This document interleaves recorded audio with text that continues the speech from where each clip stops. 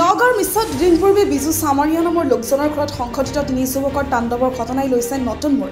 পুৱনিশা ২ বজাত ছাদ্দাম হুছেইন, বাবুধন আলী আৰু নীলাভ ডেকাই মিছাৰ ব্যৱসায় বিজু চামাৰিয়াৰ ঘৰত তাণ্ডৱ চলোৱাৰ বাবে চামাৰিয়াই নিজৰ অনুজ্ঞাপ্ৰাপ্ত এনলিয়া বন্দুকটোৱে নিজৰ তথা পৰিয়ালটোৰ আত্মৰক্ষাৰ বাবে খেদি গৈছিল দুৰ্বৃত্তৰ দলটোক। আনকি নিশা ২ বজাত চামাৰিয়াৰ ঘৰত ৩ যুৱকে তাণ্ডৱ চলোৱাৰ দৃশ্য বন্দী হৈ ৰল চিচি কেমেৰাত।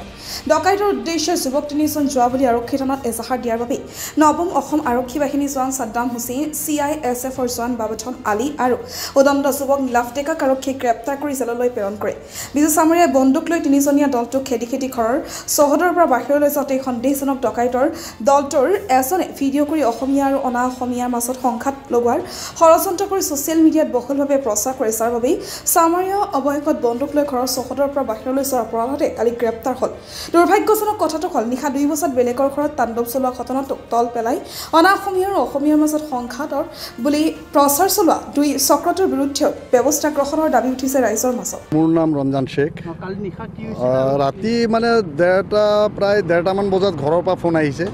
তেওঁৰ মিছেছে মোক ফোন কৰিলে, ৰমেশ চামাৰিয়াৰ মিছেছে মোক ফোন কৰিলে, কান্দি ফোন কৰিছে। মইতো অবাক হৈ গ'ল, কি হ'ল? তো মোক ফোন কৰি পেলাই কৈ আছে যে এনেকৈ ৫-৬জন মানুহ আহিছে, ঘৰৰ আগফালে আছে, আমিতো দেখা নাই কিয়া, এনেকুৱা পূৰা হুলস্থুল, একদম গেট ভাঙি পেলোৱাৰ নিচিনা হৈ আছে, গেট একদম ভাঙি পেলোৱাৰ নিচিনা হৈ আছে, আপুনি ক'ত আছে? মই ক'লোঁ যে মই আহি আছোঁ। তেনেহ'লে এনেকুৱা কোন আহি গ'ল? মই একদম দৌৰি আহিছোঁ, আহি পেলাইতো মোৰ সাহস হোৱা নাই পৰিস্থিতি দেখি পেলাই। একদম মই দেখি আছোঁ মানে দূৰৰ পৰা, মইতো তাহাঁতৰ অৱস্থা দেখি পেলাই মই ঘৰত সোমাই যাব পৰা নাই কিয়া, মই দূৰৰ পৰা দেখি আছোঁ চব দৃশ্য।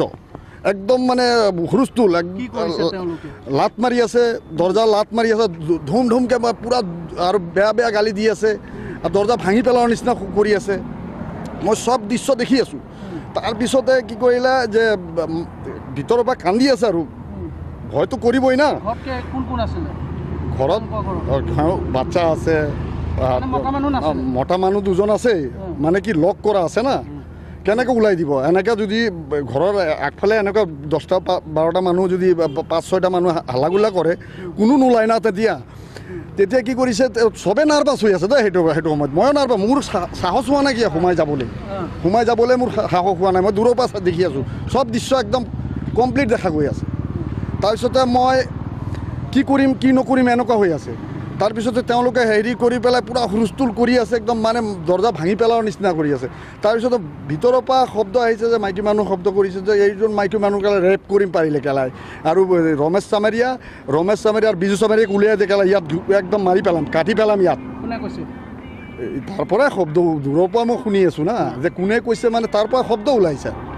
তেওঁলোকে কৈ আছে দুৰ্ব্যৱহাৰ কৰি আছে, মানে বেয়া শব্দ, আৰু সেইটো ক'ব নোৱাৰি আৰু এনেকুৱা মানে ৰেপ কিবা।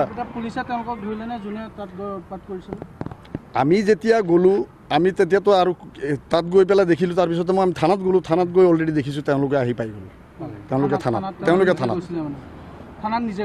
অঁ, আৰু পুলিচৰ মানুহ আছিলে 3জন আছিলে, তাহাঁতে 3জনে আছিলে, 2জন পুলিচৰ, মানে এজন CRPF হ'ব নেকি, মানে তেনেকুৱাই লাগিছে। CRPF, এজন পুলিচৰ মানুহ আছে, তেওঁ কলিয়াবৰৰ আছিলে।